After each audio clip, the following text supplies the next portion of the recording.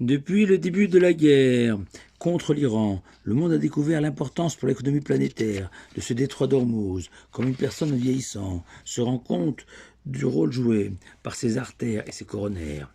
Ce détroit d'Ormuz, Metzar Hormuz en hébreu, me renvoie à cette période de 3 semaines que nous vivons actuellement, du 17 Tammuz au 9 Av, surnommé Ben Hametzarim, ces jours d'étroitesse, de détresse, en référence aux paroles du prophète Jérémie dans le livre de Écha, Lamentation, que nous lisons le jour du 9 Av, où le prophète Jérémie se désole. Yehuda, Juda, est allé en exil, accablé par la misère. Tous ses poursuivants l'ont atteint dans les étroits défilés. Kol Rodfer Isigua, Bein à Metzarim. Metzarim, pluriel de Metzar. Et le Midrash explique que les 3 défilés évoqués par Jérémie désignent aussi les 3 semaines où les enfants d'Israël sont vulnérables, où il est aisé pour leurs ennemis de les atteindre, comme il est aisé pour les Iraniens de profiter de l'étroitesse du détroit d'Ormuz pour y perturber le trafic maritime.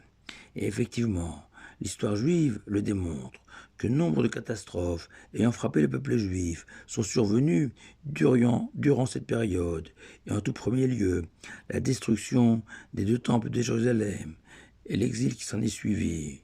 Mais pas seulement. L'expulsion des Juifs d'Espagne, marquant la fin du prestigieux judaïsme espagnol, comme le début de la Première Guerre mondiale, matrice de la Seconde, se sont produits aussi en cette période. Ces 3 semaines délimitées par d'un côté le 17 Tammuz, jour où Moshe a brisé les tables de la loi à son retour du mont Sinaï, et de l'autre côté le 9 Av, où les 2 temples ont été détruits. Et en s'inspirant d'une idée du Shla Kadosh, cet immense kabbaliste de la fin du XVIe siècle, on peut remarquer que le 17 Tammuz était le jour où Moshe devait revenir triomphal de 40 jours et 40 nuits d'études intensives, sans boire ni manger, exploits surhumains et surnaturels, nécessaires pour offrir aux enfants d'Israël la Torah orale. Le 17 Tammuz, qui aurait dû être un jour de fête pour les enfants d'Israël, comme l'avait annoncé Aaron, le futur grand prêtre, aux enfants d'Israël, Chag Lashem Achar, demain ce sera un jour de fête, et malheureusement une frange des enfants d'Israël a entraîné l'ensemble du peuple dans les fanges, les affres du veau d'or, préférant un mode de vie fondé sur les plaisirs de l'instant, débridé, plutôt que la manière de vivre recommandée par la Torah, celle d'une existence où on a compris que le délice suprême est bien de marier le corps et l'esprit, et que le 17 Tammuz, on a fêté le veau d'or et pas la Torah, et le 9 Av aussi. L'histoire s'est répétée, toujours selon le Shla Kadosh, puisque le 9 Av, les explorateurs envoyés par Moshe pour espionner la terre d'Israël devaient revenir heureux de la réussite de leur mission, porteurs de bonnes nouvelles, de la beauté de la terre promise, de sa grandeur, et galvaniser les enfants d'Israël pour leur future conquête du pays des Canaan. Et patatras, à nouveau, les explorateurs ont transformé ces moments de joie en moments de tristesse et de pleurs. Et les enfants d'Israël, en renonçant à la Terre Sainte, ont abandonné le rêve de faire d'un morceau de terre, de quelques milliers de kilomètres carrés seulement, un lieu sacré, où les champs que l'on cultive, les plantes qui y poussent, sont tous empreints de sainteté, avec toutes les contraintes inhérentes à cette sacralité, mais aussi tout le bonheur de ressentir à chaque instant cette proximité, cette familiarité avec le sacré. En un mot, le 17 Tammuz aurait dû être le jour du don de la Torah orale aux enfants d'Israël, puis 21 jours pour se préparer pour vivre cette Torah à partir du 9 Av sur la terre d'Israël. 3 semaines à haut potentiel, sauf que les choses ne se sont pas déroulées comme prévu par le Tout-Puissant, et que les enfants d'Israël se sont retrouvés sans Torah et sans terre, à la merci de tous leurs ennemis, cernés par ces deux échecs. Mais il faut savoir, nous révèlent nos sages, qu'un projet divin, par essence, est amené un jour ou l'autre à se réaliser, indubitablement. Ce qu'une lecture chassidique des paroles du prophète Jérémie nous invite à comprendre. Ainsi, quand Jérémie évoque Kol Rodfea, littéralement tous les ennemis qui poursuivent le peuple juif, il faut couper le mot en deux et le comprendre comme Kol Rodfeka, tous ceux qui poursuivent, qui recherchent Ka, c'est-à-dire le saint béni soit-il, Isigua, l'ont atteint, l'ont trouvé. Qui? La Shrina, la présence divine. Quand? Ben Hametzarim. Précisément, pendant cette période à haut potentiel de 21 jours, comparé à un défilé entre deux montagnes, un détroit entre deux terres, et même si le chemin, la voie maritime sont étroits, difficiles à franchir, il faut être convaincu que la traversée est possible.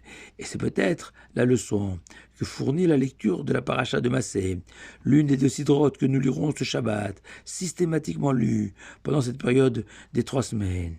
En fait, l'Éternel y récapitule les différentes étapes du parcours des enfants d'Israël, depuis l'Égypte jusqu'au seuil du pays de Canaan. Et nos sages s'interrogent sur la nécessité de la description de ces étapes, dont l'intérêt est apparemment historique, sauf que nous savons que la Torah est un mode de vie, pas un livre d'histoire ou de science. Et Rachi nous propose 2 explications. La première, cette description témoigne de l'amour de Dieu pour les enfants d'Israël. Il vient leur montrer qu'à chaque étape, Dieu était à leur côté, les accompagnant dans leur convalescence durant toutes ces années d'errance dans le désert. La seconde explication, dans le même esprit, que même si l'Éternel aurait pu imposer aux enfants d'Israël de se déplacer sans cesse dans le désert, non, il n'en fut rien. Et le Saint béni soit-il a été clément avec ses enfants, qui pendant près de 40 années d'errance dans le désert n'ont voyagé qu'à 14 reprises, soit des haltes de près de 3 ans chacune. Mais il est possible d'offrir une 3e explication à cette description historique, lue justement pendant cette période de 3 semaines. Cette description pour insuffler en nous l'espoir, au bout de 3500 ans d'histoire, de parvenir à trouver la voie pour réaliser le projet divin et de faire de ces 3 semaines un temps heureux, à l'image de nos ancêtres, qui auraient dû, en un peu plus d'1 an, réussir le passage de l'esclavage d'Égypte à la liberté sur la terre d'Israël. Ces ancêtres qui ont mis finalement 40 ans pour le réaliser. Dommage pour les temps perdus, mais aussi qu'importe. Les enfants d'Israël sont arrivés. Le temps ne compte pas pour un juif. L'éternité nous appartient. Alors nous aussi, même avec 3500 ans de retard, par nos efforts, nous mériterons de voir la prophétie de Zacharie se réaliser.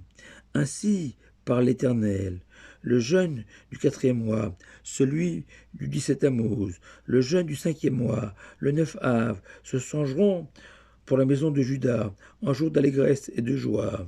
Mais aimez la vérité et la paix, nous conjure le Tout-Puissant, comme pour nous proposer le deal suivant. Trouvez en vous la volonté de dévoiler la puissance de ces 21 jours, de ces étroits défilés, et je vous ouvrirai non seulement le détroit d'Ormuz, mais aussi toutes les portes du ciel et de la terre. Shabbat Shalom à vous tous.